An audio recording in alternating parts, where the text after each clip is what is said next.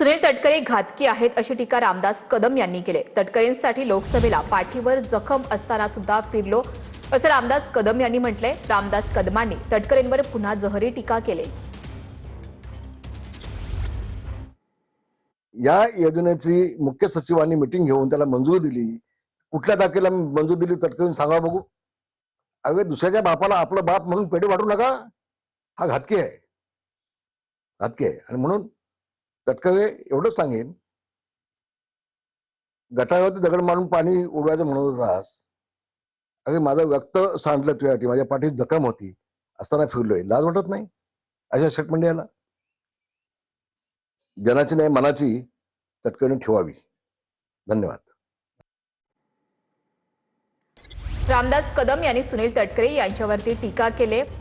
तटकरे हे घातकी आहेत अशी टीका रामदास कदम यांच्याकडून करण्यात आली। तटकरेंसाठी पाठीवर जखम घेऊन फिरलो असं रामदास कदम यांनी म्हटलंय।